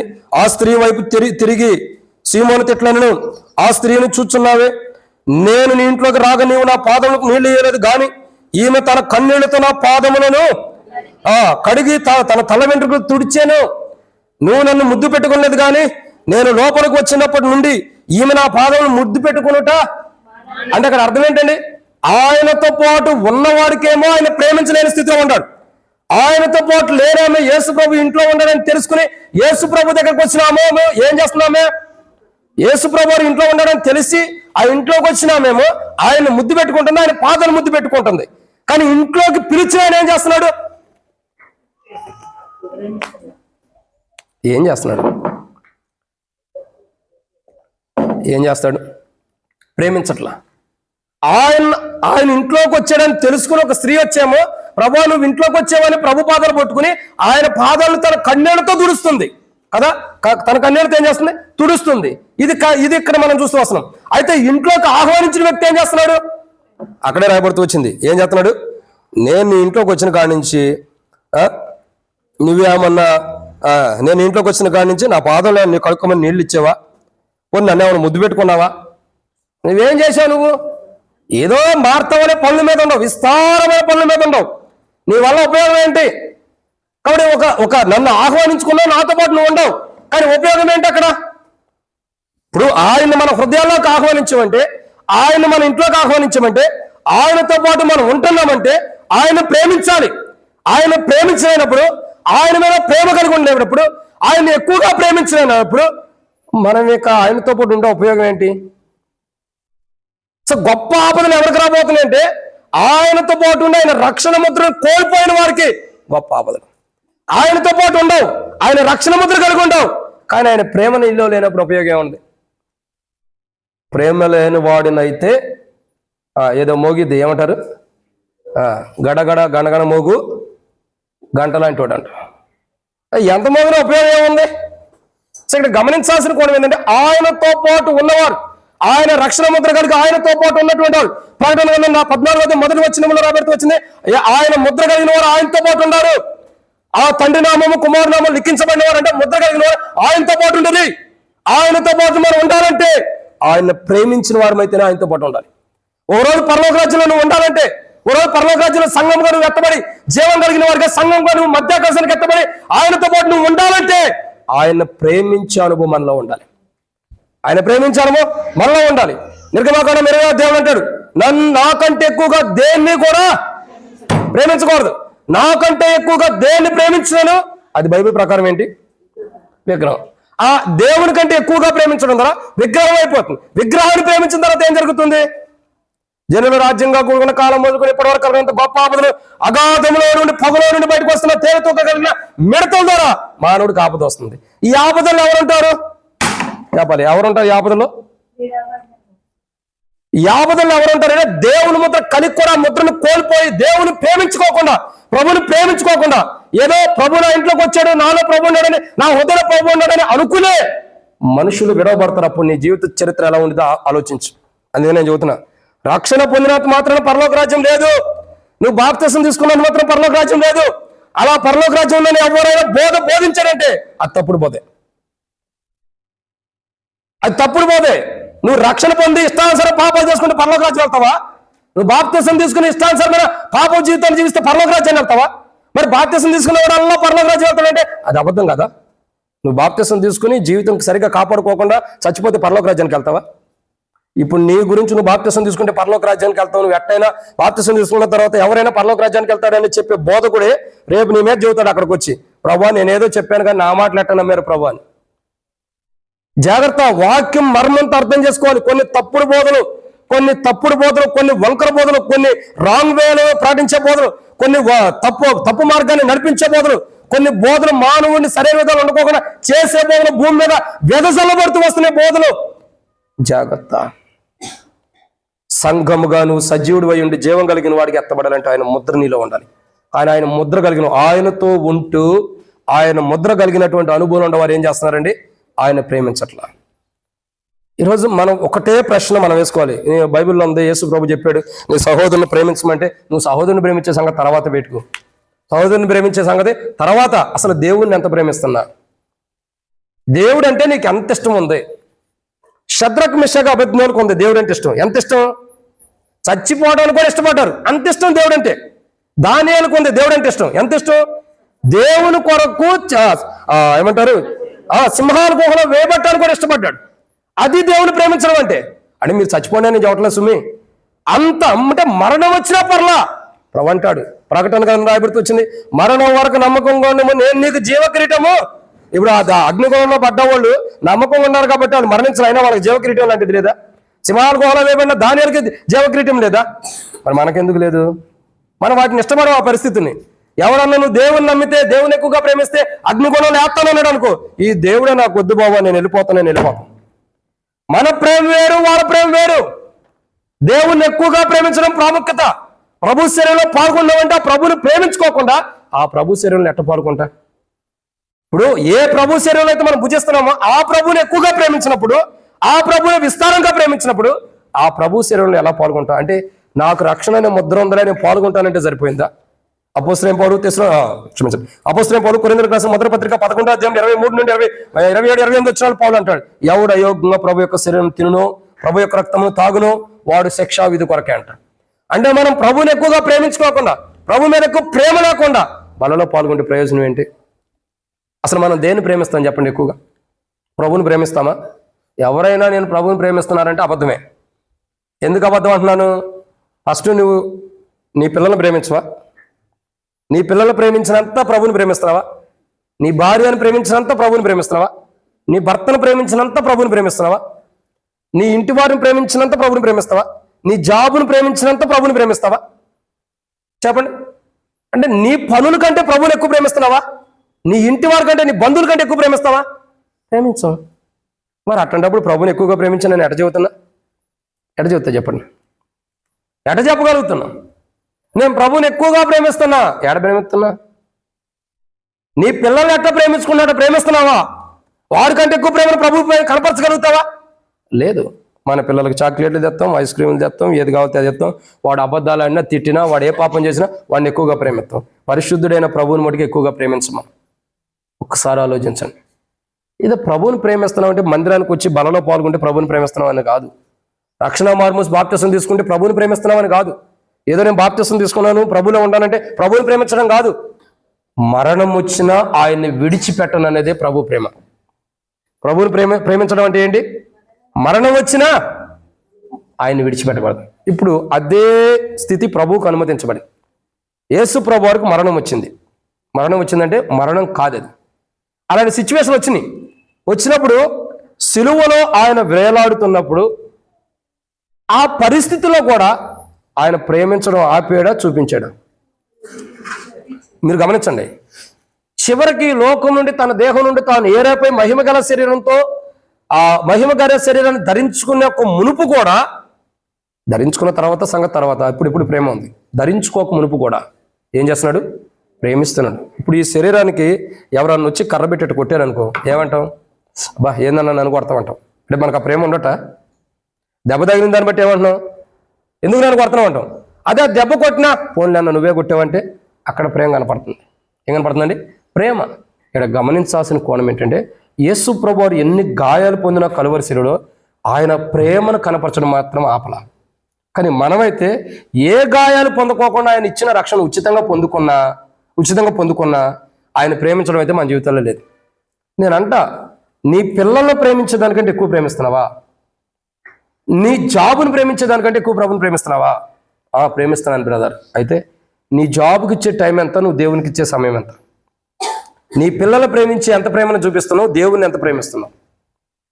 ఒక్కసారి రిమైండ్ చేసుకోండి. రెండిటికి ఒక తూకం వేసుకోండి, కాటాలో పెట్టి తూకమే. అప్పుడు నీకు అర్థమైంది ప్రభుని ఎంత ప్రేమిస్తున్నాను. ఏముండదు నాకు తెలిసి 10 గ్రాములు కూడా ప్రేమించలేం, 10 గ్రాములు కూడా ప్రేమించలేం, కేజీకి 10 గ్రాములు కూడా ప్రేమించలేం. అంత దారుణమైన స్థితిలో మనం ఉంటాం. ఇలాంటి వారు అయినప్పటికీ మనకు అడ్డు చెప్పేవాడు లేడు కాబట్టి ఎట్ట బ్రతికితే అట్ట కావాల్సిన బ్రతుకును బ్రతికి ఆయన శరీరం దగ్గరకు వచ్చి నేను కూడా బలలో పాల్గొంటానని ఇష్టపడతాను. అడ్డు చెప్పేవాడు లేడని ఇష్టానుసారంగా జీవించి బలలో పాల్గొంటున్నావు. ఓ రోజు పరలోకానికి వెళ్ళకుండా అడ్డగించేవాడు ఉన్నాడు. అప్పుడు తెలిసింది చరిత్ర. రక్షణ ముద్ర కోల్పోతే, ఆ పరలోక రాజ్యానికి వెళ్ళకోకుండా నువ్వు ఆపబడితే, అప్పుడు నువ్వు దుఃఖంతో గుండెలు బాదుకున్న ప్రయోజనం లేదు. ధనవంతుడు నరకంలో ఉండి గుండెలు బాదుకుంటున్నాడు, నా కుటుంబీకులు ఉన్నారు ప్రభావ వాళ్ళని కాపాడని. ప్రయోజనం లేదు. జాగ్రత్త. ఒకరోజు తేలు తోక కలిగిన మిడతలు భూమి మీదకి రాబోతున్నాయి. మానవుడికి గొప్ప ఆపదలు, జనులు రాజ్యంగా కూడుకున్న కాలం నుండి ఇప్పటి వరకు కలిగినంత గొప్ప ఆపదలు తీసుకురాబోతున్నాయి. అట్టి గొప్ప ఆపదల నుంచి నువ్వు నేను తప్పుకోవాలి. మనం తప్పించబడాలంటే ఆయన జీవం మనలో ఉండాలి. యేసుప్రభు జీవం. ఆయన జీవం మనలో లేకపోతే ఖచ్చితంగా మనం నరకానికి వెళ్ళిపోతాం. జాగ్రత్త. ఆయన జీవం కలిగిన వారంటే, ఆయన ముద్ర కలిగిన వారు ఆయనతో పాటు ఉంటారు. ఆయన జీవం కలిగిన వారు, ఆయన జీవం కలిగిన వారికే ఆయన ముద్ర ఉంటుంది. ఆయన ముద్ర కలిగి కూడా ఆయన్ని ప్రేమించలేకపోతే, ఆయన ముద్ర కలిగి కూడా ఆయన ప్రేమించలేకపోతే మనం విడవబడతాం. ఇది మొదటి కోణం. రెండో కోణం చూద్దామా? ఆయన ముద్ర కలిగి కూడా మనం ఆయనలో ఉండకపోతే ఏమైంది? విడవబడతాం. రెండో విషయం ఏంటి? రండి దేవుని వాక్యాన్ని చూద్దాం. ఆయన ముద్ర కలిగిన వారు, ఆయనతో, ఆయన రక్షణ ముద్ర కలిగి ఆయనతో ఉన్నవారు ఎలా ఉంటారు? మొట్టమొదటిగా అది ఆయనతో ఉండారు కానీ ఆయన ప్రేమించట్లా. రెండోదిగా ఎలా ఉండారు అని అంటే, రండి దేవుని వాక్యాన్ని చూద్దాం. మత్తయి సువార్త 14:31 వచనం. మత్తయి సువార్త 14:31 వచనం. మత్తయి సువార్త 14:31 వచనం. ప్రభువా నన్ను రక్షించుమని కేకలు వేసెను. వెంటనే యేసు చెయ్యి చాపి అతని పట్టుకొని, అల్ప విశ్వాసి, ఎందుకు సందేహపడితివని అతనితో చెప్పాను. వారు చాలేమ్మా. కాబట్టి ఇక్కడ మనం చూస్తున్న రెండో కోణం, ఆయన రక్షణ ముద్ర కలిగి ఆయనతో ఉన్నవారు ఎలా ఉండారు? మొదటిగా ఎలా ఉండారండి? ఆయన రక్షణ ముద్ర కలిగి ఆయనతో ఉన్నవారు ఆయనను ప్రేమించట్లా. బయట నుండి వచ్చిన వాళ్ళు ఆయన ఎక్కువ ప్రేమిస్తున్నారు కానీ ఆయన రక్షణ ముద్ర కలిగిన వాళ్ళు, ఓ మాట చెప్పమంటారా, కొత్తగా మందిరానికి వచ్చిన వాడు దేవుడిని ఎక్కువ ప్రేమిస్తున్నాడు. ఎప్పుడు దేవుని మందిరంలో ఉన్న మనం చెప్పండి, ఇప్పుడు జరిగేది చెప్పండి. కొత్తగా ఒక అన్యుడు దేవుని మందిరానికి వచ్చాడు అనుకో, రక్షణ లేనుడు, వాడు ఎక్కువ దేవుని ప్రేమిస్తున్నాడు. దేవుని మందిరంలోకి వచ్చి దేవుని మందిరంలో ఉన్న మనం ప్రేమ ఎక్కువైపోయింది కదా, ప్రేమ ఎక్కువైపోయింది. నా గిన్నె నిండి పొర్లిపోతుంది కదా దావీదురాజు అంటాడు. మన ప్రేమ దేవుని మీద ఉండదు, నిండి పొర్లిపోతుంది కాబట్టి ఆ గిన్నెలు ఏం లేకుండా పోయింది. గిన్నెలు ఏం లేకుండా పోయింది. చూడండి, ఇంట్లో పాలు పెడతాం, ఎవరు తాగుతారు? వచ్చి ఎవరు తాగుతారు పాలు? ఇంట్లో చక్కగా పాలు కాసి పెడితే ఎవరు తాగుతారు? వచ్చి పిల్లి తాగిలిద్దంట, పిల్లి వచ్చి పాలు తాగిలిద్ది. అంతేగా జరిగేది. మనం కూడా అంతే. చాలా రక్షణ దేవుని మీద ప్రేమంతా కాపాడుకున్నాం అంటాం, సాతానుడు వచ్చి మొత్తం తాగేసి వెళ్తాం. ఏం ఉండదు. ఇది మొదట అనుభవం. జాగ్రత్తగా గమనించండి, దేవుని మీద ఎంత ప్రేమ కలిగి ఉన్నాం. రెండో విషయం తెలుసా? రాయబడిన మాట ఏంటండి? రెండో విషయం ఇక్కడ రాయబడుతున్న మాట ఏంటంటే, ఆయన రక్షణ అనుభవం, ఆయన రక్షణ ముద్ర పొంది కూడా ఆయనతో ఉన్నవారు ఎలా ఉంటారు? ఒకటి, ఆయన మీద ప్రేమ లేని వారు ఉంటున్నారు. ఈ రోజు ఆ ప్రేమ లేని వారు నువ్వు ఉంటే, ఆయన మీద ప్రేమ, మమ్మల్ని ప్రేమించొద్దు, తోడి సహోదరుని కదా, తర్వాత ఆప్షన్. ఫస్ట్ దేవుని ప్రేమించాలి కదా. సహోదరులు ప్రేమించాలి అని అంటారు మన వాళ్ళు. నువ్వు ముందర సహోదరుని ప్రేమించే సంగతి పక్కన పెట్టు, నువ్వు దేవుని ప్రేమించు. మొదట దేవుని ప్రేమిస్తే సమస్తాన్ని ప్రేమించగలుగుతావు. ఫస్ట్ సహోదరుని కాదు. నా మీద సేవకుడు ప్రేమ లేదు, నా మీద ఆ సేవకురాలు ప్రేమ లేదు, మేము మాకు లేదు సంగతి తర్వాత. నువ్వు మమ్మల్ని ప్రేమిస్తున్నావా? నీకే ప్రేమ ఉండదు, మరి మా మీద అంటావు నిందరత్వం. సరే, నన్ను ప్రేమించబోతే ప్రేమించిపోయావు, దేవునన్నా ప్రేమించు. సేవకుల్ని సేవకురాలు ప్రేమించబోతే ప్రేమించిపోయావు, తోటి విశ్వాసం ప్రేమించబోతే ప్రేమించిపోయావు. తర్వాత సంగతి అది, ముందు దేవుని ప్రేమించు, ఆ తర్వాత అందరిని ప్రేమించవచ్చు. నువ్వు దేవుని ప్రేమిస్తే అందరిని ప్రేమించగలుగుతావు. ఆ రెండో వ్యక్తి ఇంట్లోకి ఆహ్వానించాడు కానీ దేవుని ప్రేమిస్తున్న ప్రభుని. ఏమి ఎక్కడి నుండి బయట నుండి వచ్చినా ఏం చేస్తుంది? ప్రభుని ప్రేమించేసింది. అందుకే ఏమో క్షమించబడింది, ఇంట్లో ఉన్నవాడు క్షమించబడింది. ఏమైందని? ఇంట్లోకి వచ్చినామో క్షమించబడింది, ఇంట్లో ఉన్నవాడు అంటే దీన్ని బట్టి అర్థం ఏంటండి? రక్షణ పొందిన మనకేమో క్షమాపణ ఉండకపోవచ్చు. కొత్తగా ప్రభు నేను పాపిని ఒప్పుకున్న వాడికి క్షమాపణ ఉంటుంది. ఎందుకంటే రక్షణ మనకు తెలుసు. ఆ రక్షణ అనుభవం ఏంటి, రక్షణ పొందకపోతే ఏం జరిగింది అన్నీ తెలుసు. అందుకు మనం ఏంటి, తెలిసి రక్షణ తెలిసి కూడా రక్షించబడిన అనుభవం ఉన్నాం కాబట్టి మనకు అన్నీ తెలుసు. తెలిసిన మనమేమో ప్రేమ లేము కాబట్టి మనకు శిక్ష ఉంది. తెలియని వాడు కొత్తగా మందిరంకి వచ్చి ప్రభా నా పాపాలు క్షమించన్న వాడికి ఏమవుతుంది? క్షమించబడుతుంది. చూడండి, రెండిటికి వ్యత్యాసం ఉంది. ఇది మొదటిది. అయితే రెండోది ఏంటండి? రెండో మాట మత్తయి సువార్త 14:31 ప్రకారం రెండోది ఎలా ఉంటారు? ఎలా ఉంటారండి? అల్ప విశ్వాసి. అల్ప విశ్వాసం అంటే అర్థం ఏంటి అంటే నేనే చెబుతా చూడండి. విశ్వాస విషయంలో ఏంటంటున్నారు? అల్ప విశ్వాసం అంటే చెప్పండి, ఏదో చెప్పారు. ఏమి లేదా? దేవుని కొందనాలు. అల్ప విశ్వాసం అంటే అర్థం ఏంటి తెలుసా? చెప్పు శోభక్క. అల్ప విశ్వాసం అంటే అర్థం ఏంటి?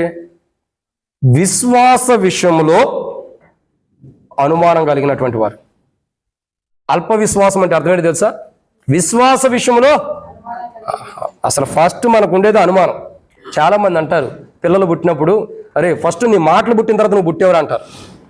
చాలా మంది చూడండి, ఎక్కువగా నాలాగా లోడ మాట్లాడుతూ ఉన్నారు అనుకో, అరే నీకంటే ముందరగా నీ మాటలు పుట్టిన తర్వాత నువ్వు పుట్టేవారు అంటారు.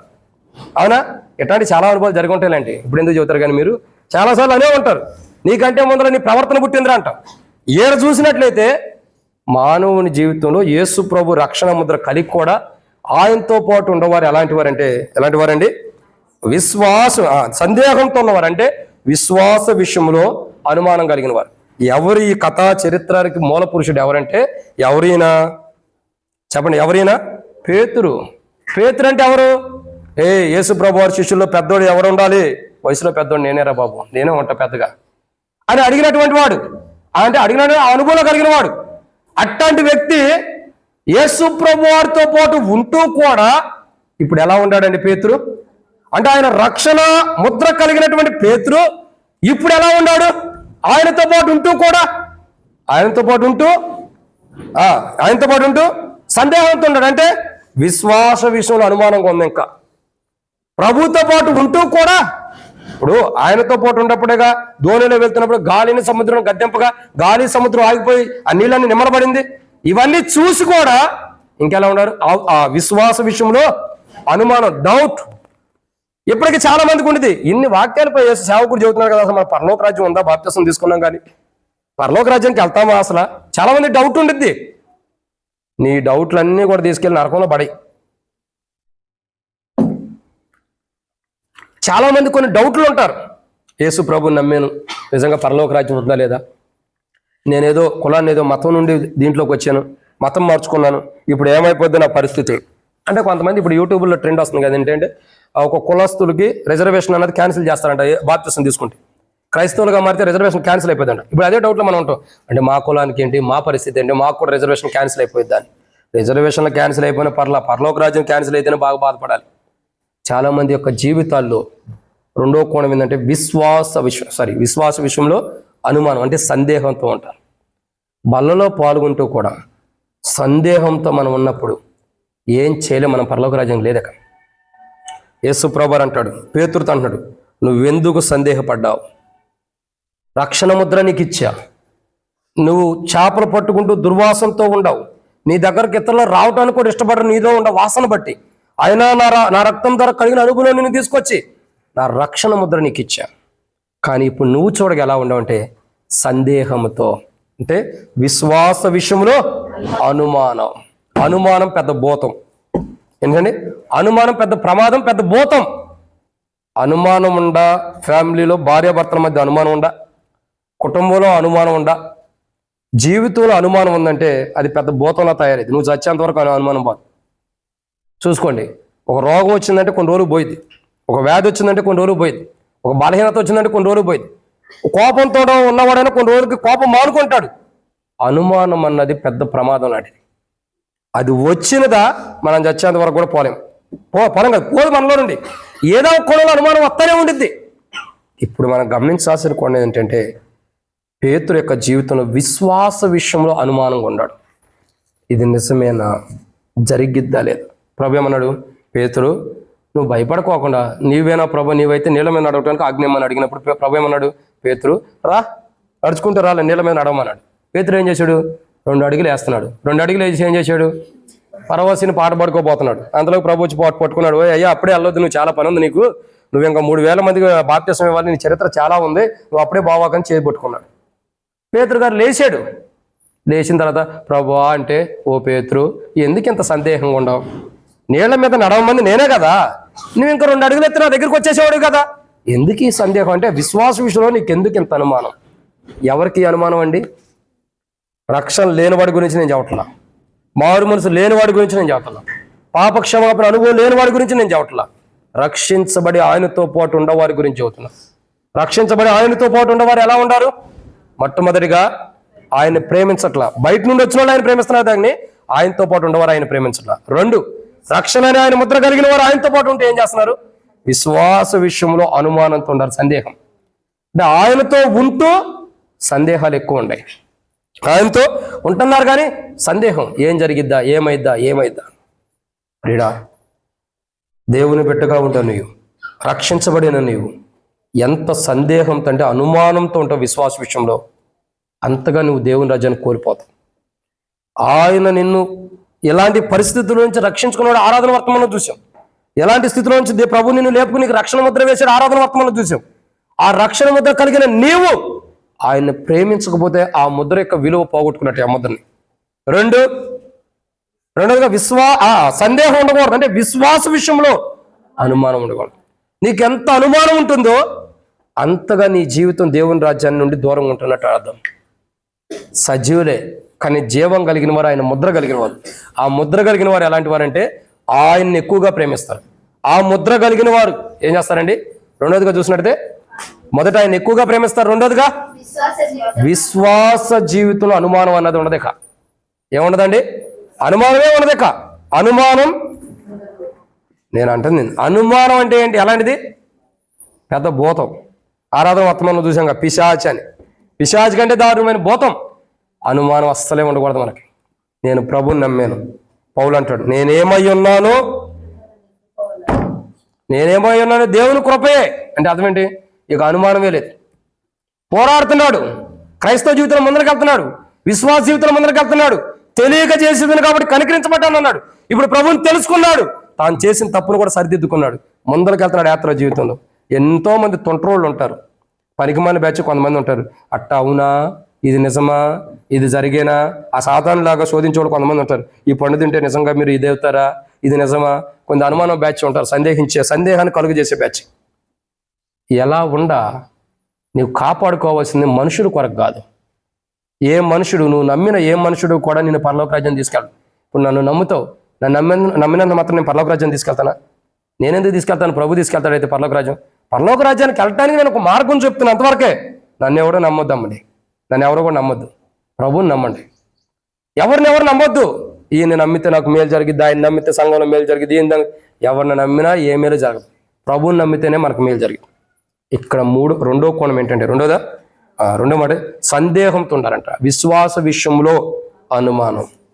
నీకు ఎప్పుడైతే విశ్వాసం విషయంలో అనుమానం ఉందో నీ జీవితంలో పెద్ద భూతం నీకు పట్టినట్టే. అప్పుడు దెయ్యాలు, అపవిత్రమైనవి, నిషేధించబడినవి, ఇంకేది కూడా పరలోక రాజ్యానికి రాదన్నప్పుడు ఈ దెయ్యాలన్నీ కూడా పరలోక రాజ్యంలో ఉంటాయా? ఎవరుంటారు పరలోక రాజ్యంలో? పరిశుద్ధులు అంటున్నారు. ఎవరున్నారండి? పరిశుద్ధులు. దెయ్యాలు పరలోక రాజ్యం ఉండలేదు కదా. ఇప్పుడు ఈ దెయ్య అనుమానమనే భూతం పట్టిన వాళ్ళు ఏడుంటారు? పరలోక రాజ్యంలో ఉంటారా? పాతాళ గుణంలో ఉంటారు. కాబట్టి ఇప్పుడు మనం ఎక్కడ ఉంటాం అన్నది మీరే డిసైడ్ చేసుకోండి, నేను చెప్పలేండి. కాబట్టి సేవకుడు మమ్మల్ని భూతం అన్నాడు, మేము నరకానికి వెళ్తాం అన్నాడు అని నా మీద నిందలేస్తారు. ఎందుకు? కానీ అనుమానం ఉండవారు, విశ్వాస విషయంలో అనుమానం ఉండవారు ఎక్కడ వెళ్తారు? సందేహం ఉండవారు నరకంలో, పాతాళంలో ఉంటారు. జాగ్రత్త. ప్రభు యొక్క శరీరంలో పాల్గొంటున్నామంటే అనుమానమే మనకు ఉండకూడదు. చాలామంది ఆరంభ దినాల్లో, పరిచర్య దినాల్లో ప్రభు యొక్క శరీరం, ప్రభు యొక్క రక్తం అలా పెట్టబడి ప్రభు వల్ల లార్డ్స్ టేబుల్ ఆరంభించబడినప్పుడు హెబ్రోన్లో కొంతమంది బల్ల దగ్గరికి వచ్చేవాళ్ళు. నేను చాలాసార్లు చెప్పాను, రక్షణ పొందిన వాళ్ళైనా, మారుమూసు పొందిన వాళ్ళైనా బల్ల దగ్గరికి వచ్చి ఆ శరీరాన్ని తాకితే, ఆ రక్తము పానీయం చేస్తే రోగాలు ఉండేవాళ్ళు కూడా స్వస్థత కలిగిద్దని మందిరంకి వచ్చేవాళ్ళంట. ఇప్పుడు ఎవరు రక్షించబడ్డారు? ఇప్పుడు మనకంటే మన మందిరంలో ఎవరు రక్షించబడ్డారు లేరో మనకు తెలిసిద్ది. హెబ్రోన్లో ఎవరికి తెలిసిద్ది? అంత కొన్ని వేల మందిలో ఎవరు రక్షించబడ్డారు, ఎవరు రక్షించబడలేదు ఎట్లా తెలిసిద్ది? అందరూ చేస్తారు, అందరికీ ఇస్తున్నారు. రక్షణ పొందనోడు కూడా నా బలహీనతలు ఆయన శరీరాన్ని తాకితే పోతాయని విశ్వాసంగా వచ్చి, సందేహం లేకుండా వచ్చి తిన్నవారు కూడా స్వస్థత కలిగిన వాళ్ళు ఉన్నారు. అంటే అక్కడ అర్థం ఏంటంటే, రక్తస్రావం కలిగిన స్త్రీ ప్రభు శరీరాన్ని ఎలా తాకిందో అలా తాగుతున్నారు వచ్చి, వారి దేహాలు స్వస్థత కూడా వచ్చింది. ఏమంటానంటే, ఒక రక్షణ లేని వాడికే ప్రభు శరీరం, ప్రభు రక్తం మీద అంత విశ్వాసం ఉన్నప్పుడు ఆయన రక్తం ద్వారా కడగబడిన మనకి, ఆయన రక్షణ ముద్ర కలిగిన మనకి, ఆ రక్షణ ముద్ర ద్వారా ఆయన జీవం కలిగిన మనకి ఇంకెంత విశ్వాసం ఉండాలో చెప్పండి. విశ్వాస విషయంలో అనుమానం అంట. సందేహం అంటే విశ్వాస విషయంలో అనుమానం కలిగిన వారని అర్థం. ఎప్పుడైతే అనుమానం ఉంటుందో నీ జీవిత కాలం అంతా అనుమానంతోనే నువ్వు ఈ లోకాన్ని విడిచిపెట్టాలి తప్ప సరిచేయబడే అనుభవం ఉండదు. ఆ అనుమానం తీసేసుకుంటే క్షేమం. ఇది రెండో మాట. మూడో విషయం, ఆయన రక్షణ ముద్ర కలిగి ఆయనతో ఉన్నవారు ఎలా ఉన్నారు అంటే మూడో విషయాన్ని చూద్దారండి. రండి, లూకా సువార్త 6:16.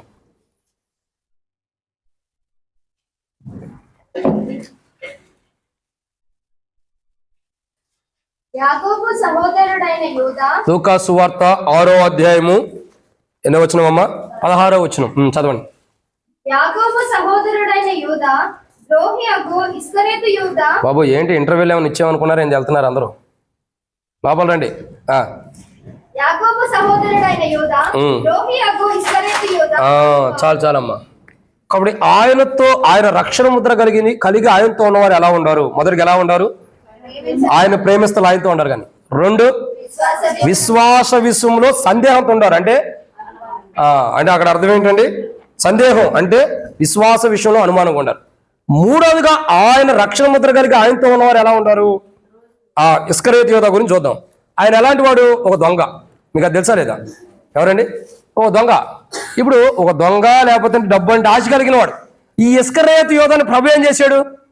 శిష్యులందరూ ఒకనొక సమయంలో అనుకున్నారంట, ప్రభు ఆయన ఎందుకు ప్రభు ఎడ తీసుకొస్తా, వాడు ఎట్టంటాడంటే వాడు నాతో ఉంటే మీకేంటి, అతడు నాతో ఉండుంటే నాకు ఇష్టమైతే మీకేంటి?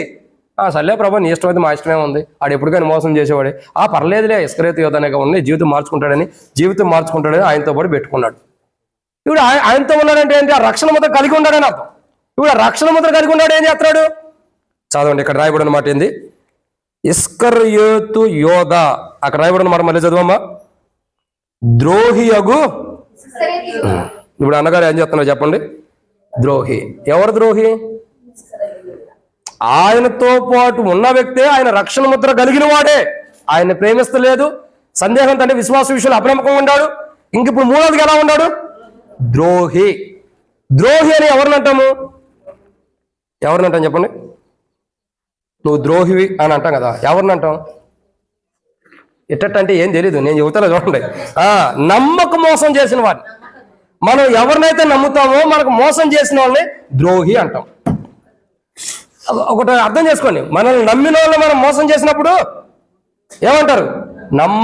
నమ్మక మోసం చేసేమంటారు. దాన్నే ద్రోహి అంటే అర్థం అదే. నమ్మక మోసం, నమ్మక మోసం చేయటం. నేను చెప్పేది అనండి, మీరు చెప్పేది కాదేడా, మీరు చెప్పేది అనదు. నేను పులిపేట మీద ఉన్నంత వరకు నేను చెప్పింది మీరు వినాలి. నమ్మకానికి మోసం చేసినట్టు, నమ్మకం మోసం చేసిన వారు వారినే ద్రోహి అంటారు. ఇప్పుడు ఎవరి ద్రోహి అని అంటే ఎవరో కాదు, ఒక అన్యుడో కాదు, ఒక రక్షణ లేనివాడో కాదు, ఓ మార్మోజు లేనివాడు కాదు. ఎవరు? ఆయనతో పాటు ఉన్నవాడే, ఆయన రక్షణ అనుభవం పొందినవాడే, ఆయన రక్షణ ముద్రం కలిగిన వాడే, ఆయనతో పాటు ఉన్నవాడే. ఇప్పుడు ద్రోహి ఎవరంటే బయటోడా, రక్షణ లేనివాడా, పాపంలో ఉన్నవాడా, లోకంలో జీవించేవాడా, శరీర కోరికలు కలిగిన వాడా? ఎవరు ద్రోహి చెప్పండి? ఎవరు ద్రోహి? ఆయనతో ఉంటూ ఆయన నమ్మాడు. ఎవరు నమ్మాడు? ఇస్కరియోతు యూదా నమ్మాడు. ఏమని నమ్మాడు? నువ్వు నాతో ఉండు, నువ్వు దొంగవో ఇంకోడువో సర్వ సంగతి, నువ్వు నాతో ఉండి జీవితం మార్చుకొని నమ్మి ఆయనతో పాటు పెట్టుకున్నాడు. ఆయనతో పాటు పెట్టుకుంటే ఇప్పుడు ఇస్కరియోతు యూదా చేసిన పని ఏంటి? నమ్మిన వాడికే మోసం చేశాడు, అంటే ద్రోహం చేశాడు. ఏదైతే నమ్మాడో, ఇక విచిత్రం చెప్పమంటారా, ఆయన నమ్మినోని విడిచిపెట్టి ఎవరైతే ఇస్కరియోతు యూదా నమ్మి ఆయనకి రక్షణ ఇచ్చాడు ప్రభు, ఆ ప్రభుని విడిచిపెట్టి ఎవరితో చేరాడండి? ఎవరితో చేరాడు? శత్రువులతో చేరాడు. ప్రభువుని చంపాలనుకున్న వాడితో చేరాడు. ప్రభువుని చంపాలనుకునే బ్యాచ్తో చేరి ఏం చేస్తున్నాడు చెప్పండి? ఆయన అప్పగించడానికి ఇష్టపడుతున్నాడు. నువ్వు ద్రోహి కాకపోతే మంచోడువా? నువ్వు మంచోడువా? నువ్వు ఎట్టాడోడువైనా, ఎలాంటి స్వభావం కలిగకుండా, ఎలాంటి మనస్తత్వం కలగకుండా ఒక దొంగవో, ఒక వ్యభిచారమో, ఒక పాపాత్ముడు, ఓ మోసగాడు, నీ మనస్తత్వాన్ని తెలుసు.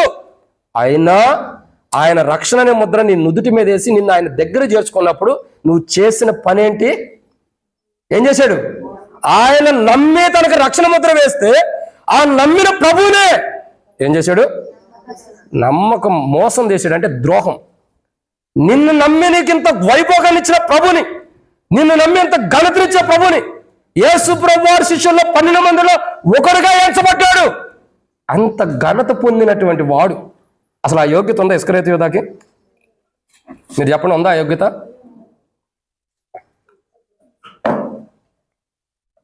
అతికే లోకంలో సామెత ఉంది, నాకు నోరు తిరగతలో మీరే చెప్పండి. ఏదో ఏదో సింహాసనం మీద సునకాన్ని కూర్చోబెట్టారంటారు, ఏది అది? నాకు ఆ సామెత రాట్లా. కనకకు సింహాసనం మీద సునకాన్ని కూర్చోబెట్టారంట, అదేనా? అదే, బాగా తెలుసు. ఇప్పుడు కనకపు సింహాసనం మీద సునకాన్ని కూర్చోబెట్టారంట. మంచి శ్రేష్టకరమైన రాజు కూర్చునే సింహాసనం మీద కుక్కను కూర్చోబెడితే ఏం చేసింది అది? కుక్క తన వాంతికి వెళ్ళి వాంతించి తిన్నట్టుగా ఉండేది. దానికి ఏం తెలుసు? తోకూపుకుంటే వెళ్ళేది తప్ప ఇంకేం తెలుసు చెప్పు? ఏం తెలుసు చెప్పండి? జీవితంలో మనం తెలుసుకోవాల్సినవి చాలా ఉన్నాయి. మనం ఎలాంటి వారమైనా, అంటే మనం కుక్కలమని కాదని నేను అంటుంది, మనం కుక్కలాగా అంటే వాంతికి మళ్ళా వాంతించి తినేటటువంటి స్వభావం కలిగిన వారం. బైబిల్లో ఉన్న నామాట కాదు. అయినా అలాంటి వారమైనా ఆయన సింహాసనం మీద కూర్చుండే ధన్యత మనకి ఇచ్చాడు. ఆయన కలువరిశిలో రక్తం ధర కడిగి మనల్ని ఆ సింహాసనం మీద ఇచ్చిన స్థానాన్ని మనం ఏం చేయాలా? ఇప్పుడు ఇస్కరియోతు యూదా ఏం చేయాలి? నీకు ఇచ్చిన స్థానాన్ని కాపాడుకోవాలి. కాపాడుకోకుండా ఇస్కరియోతు యూదా ఏం చేస్తున్నాడు? ప్రభు ఇస్కరియోతు యూదా నమ్మి ఏం చేశాడు? ప్రభు నాతో పాటు నా సింహాసనం కూర్చునే ధన్యత నీకు కూడా ఇస్తానని ఇచ్చాడు, అంతే కదా. ఇప్పుడు 12 మంది శిష్యులు ఎక్కడ ఉంటున్నారు? నూతన యెరూషలేములో, ఇంకా ఆ ద్వారం మీద వేయబడిన సింహాసనాల మీద ఉంటున్నారు. అంటే అర్థం ఏంటి? ఇప్పుడు ఈ ఇస్కరియోతు యూదా ఎక్కడ ఉండాల్సినాడు? 12 గుమ్మముల మీద వేయబడిన 12 సింహాసనం మీద ఉండాల్సిన వాళ్ళు ఒకరిలో ఒకడు, 12 గుమ్మలో ఒకడుగా సింహాసనం మీద ఉండాలి. నిన్ను నమ్మే సింహాసనం ఇవ్వడానికి ఆయన ఇష్టపడ్డాడు. నువ్వు చేసిన తప్పుడు పని ఏంటి? నిన్ను నమ్మి నీకు రక్షణ ముద్ర ఇచ్చిన ఆయన ఏం చేసావు?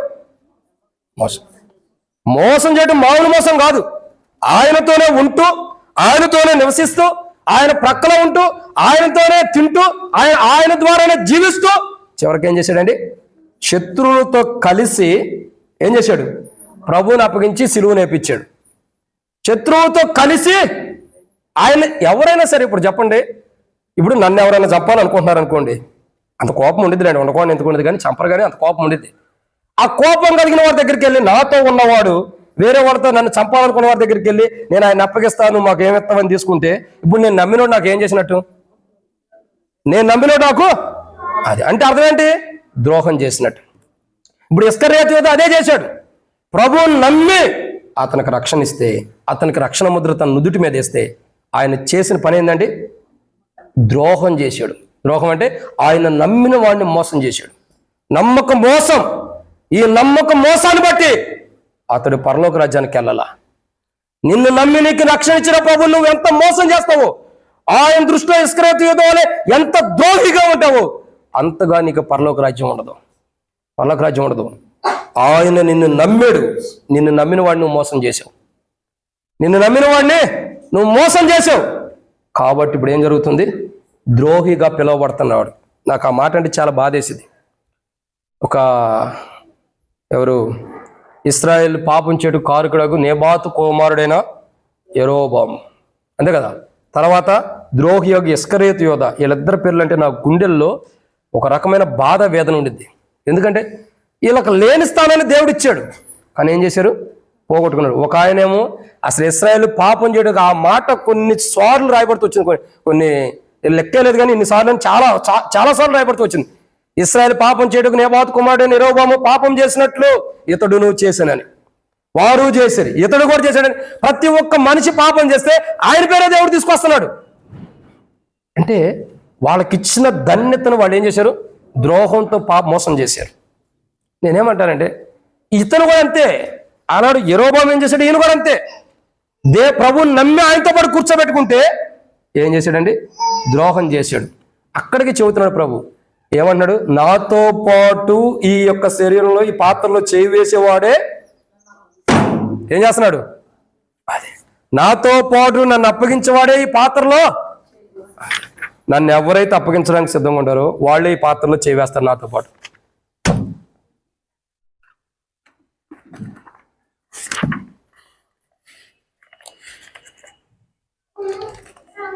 అది ఎంత బాధాకరమైన విషయం చూడండి. ఒక వ్యక్తితో నువ్వు ఉంటూ, అతనితో నువ్వు కలిసి ఉంటూ, ప్రేమానురాగాలు పొందుకుంటూ, అతని ద్వారా నువ్వు పొందుకున్న ఉన్నతమైన స్థితిని నువ్వు విడిచిపెట్టి ప్రభు మరణాన్ని కోరుకునే వారితో జత కట్టేవంటే నీ అంత ద్రోహి ఇంకొకడు ఉండడు. ఇస్కరియోతు యోధ లాంటి ద్రోహి మరొకడు మారకూడదనే ప్రభు రాశాడు బైబిల్లో కూడా. ద్రోహి యొక్క ఇస్కరియోతు యోధ. ఈరోజు మన జీవితాల్లో ప్రభు మనల్ని నమ్మి మనకిచ్చిన రక్షణని, ఆ రక్షణ ముద్రని ఎంతవరకు మనం కాపాడుకుంటున్నావా లేదా ఆయన్ని మోసం చేస్తున్నావా? ప్రభు మనల్ని నమ్మి మనకు రక్షణ ముద్ర ఇచ్చాడు. ఏం చేశాడండి? ప్రభు మనల్ని నమ్మి ఉచితంగా ఆయన రక్షణ ముద్ర మన నుదుటి మీద వేసాడు. ఆయన రక్షణ ముద్ర కలిగిన మనము ఆయన మోసం చేస్తున్నామా? అయితే మనం ద్రోహులమే. ద్రోహి యోగి ఇస్కరియోతు యోధ పరలోక రాజ్యానికి వెళ్ళాడా? ఏం జరిగింది? ఉరేసుకున్నాడు, పొట్టబయలి చచ్చిపోయాడు. పేగులు బయటకు వచ్చి. అంటే ద్రోహులు పరలోక రాజ్యానికి వెళ్ళరు. నువ్వు ఎవరికి ద్రోహం చేస్తున్నావో అది దేవుడికి ఎరుక. నువ్వు సేవకుడికి ద్రోహం చేసినా దేవుడు తెలుసు, తోటి విశ్వాసులకు ద్రోహం చేసినా దేవుడు తెలుసు, నీ తోటి సహవాసులకు దేవుని బిడ్డలకు నువ్వు ద్రోహం చేసినా దేవుడు తెలుసు, దేవునికి ద్రోహం చేసినా దేవుడు తెలుసు. దేవుడు దేన్ని వదిలిపెట్టడు. నువ్వు ఎవరికి ద్రోహం చేస్తున్నావో, నమ్మించి మోసం చేసేవో, నమ్మకం మోసం చేస్తున్నావో అది ప్రభువు తెలుసు. అది సరిదిద్దుకోవాలి. లేకపోతే ఇస్కరియోతు యోధ దేవుని రాజ్యానికి వెళ్ళలేదు, మనం కూడా వెళ్ళాం. అసలు ద్రోహం చేయటం ఏంటి? శత్రువులతో కలవటం ఏంటి? వారితో చేయగలపటం ఏంటి? వారితో నీ సహవాసం ఏంటి? విశ్వాసకు అవిశ్వాసతో సంబంధం లేదు. ఉందా? లేదు. దేవునితో ఉండాల్సిన నీవు, దేవుని రక్షణ అనుభవం కలిగిన నీవు, ఆ రక్షణ ముద్ర కలిగి ప్రభుత్వం ఉండాల్సిన నీవు, రక్షణ లేని అనుభవం కలిగిన ఒక విశ్వాసి కాని వాడితో నీకు సంబంధం ఏంటి? సీనన్న లోపలికి రా, బయట మీటింగ్ పెట్టవద్దు. వాక్యం చెప్తా, లేదా నువ్వు వచ్చి పులిపేట మీద వాక్యం చెప్పు. బయట మీటింగ్లు పెట్టవద్దు ఎవరు కూడా. కాబట్టి ఒక రక్షణ పొందిన నీవు, ఆయనతో పాటు ఉండాల్సిన నీవు ద్రోహం చేయటం ఏంటి? నిన్ను నమ్మి నీకు ఆ స్థానం లేకపోయినా అధికారాన్ని నీకు ఇచ్చాడా లేదా? నిన్ను నమ్మి నీకు ఆ స్థానం లేకపోయినా ఆయనతో పాటు ఆయన సింహాసనం కూర్చునే ధన్యత ఇచ్చాడు, ఆయన పరిచర్య చేసే ధన్యత ఇచ్చాడు, ఆయనతో పాటు ఉండే ధన్యతను ఇచ్చాడు. ఆయన ఎలా కూర్చున్నాడో కూర్చునే ధన్యత, ఆయనతో పాటు ఉండే ఆ యొక్క గొప్ప ప్రాధాన్యత నీకు ఇచ్చాడు. కానీ నువ్వు చేసే పని ఏంటి? నిన్ను నమ్మిన వాడికి ద్రోహం చేస్తున్నావు. ఎంతకాలం అయితే నిన్ను నమ్మిన ప్రభువుకు నువ్వు ద్రోహం చేస్తావో, లేదా నిన్ను నమ్మిన ప్రజలకు నువ్వు ద్రోహం చేస్తావో, నువ్వు నమ్మకం మోసం చేసే వ్యక్తివని నీ నుదుటి మీద ముద్ర వేయబడుతుంది. నీ జీవితంలో నువ్వు సరిదిద్దుకోవాలన్న దేవుడు అవకాశం ఇవ్వటానికి కూడా ఇష్టపడ్డాం. ఇస్కరియోతు యోధకు అవకాశమే లేదు, సరిదిద్దుకోలేకపోయాడు. లేకే పొట్టబయలు చచ్చాడు. వద్దు, మనం దేవుని బిడ్డలం, మనకు మరణం రాకూడదనే ప్రభు మనల్ని కాపాడుతాను కలువరిశిలో ప్రాణం పెట్టాడు. మనలో జీవం ఉండాలి. క్రీస్తు యేసు యొక్క జీవం కలిగిన వారుగా, చనిపోయిన వారు కాకుండా క్రీస్తు యేసు యొక్క జీవం కలిగిన వారుగా మనం ఉండాలని మన కొరకే కలువరిశిలో ప్రాణం పెట్టాడు. ఆయనతో పాటు ఉండే మనం ఏం చేయాలా? యోబు ఆయనతో పాటు ఉండే మనం ఏం చేయాలా? అందరూ వదిలిపెట్టి వెళ్ళిపోయినట్టున్నారు పాప. నీ చెప్పు, నెక్స్ట్ ఉంది నీ కూడా. కాబట్టి నమ్మక ద్రోహం, ఎవరైతే నమ్మిన వాడికి ద్రోహం చేస్తారో, నీవు నమ్మిన ప్రభుకు నువ్వు ద్రోహం చేసినప్పుడు నీకు పరలోక రాజ్యం లేదు. నిన్ను నమ్మి నీకు రక్షణ ఇచ్చాడు, నిన్ను నమ్మి నీకు మార్మోన్స్ ఇచ్చాడు, నిన్ను నమ్మి నీకు పాపక్షమాపణ ఇచ్చాడు, నిన్ను నమ్మే నీ జీవితాన్ని మార్చాడు, నిన్ను నమ్మి నీకు విశ్వాస జీవితాన్ని ఇచ్చాడు. అలాంటి నిన్ను నమ్మి ఆయన నిన్ను కార్యాలు చేస్తే, ఆయన ఎడల నువ్వు నమ్మక ద్రోహం చేసినప్పుడు, ఆయన నిన్ను నమ్మి ఎన్ని ఇచ్చినప్పుడు, నిన్ను నమ్మిన వాడి నువ్వు మోసం చేసి ద్రోహం చేసినప్పుడు నువ్వు పరలోక రాజ్యానికి అదేలేదు, నరకానికి వెళ్తావు. అలా నరకం తెచ్చుకోకూడదు. ప్రభు రక్షణ ముద్ర కలిగి కూడా ఏం చేస్తున్నారు? ప్రజలు ద్రోహం చేస్తున్నారు, నమ్మించి మోసం చేస్తున్నారు. తమను నమ్మిన వాడిని మోసం చేస్తున్నారు, అంటే ద్రోహం చేస్తున్నారు.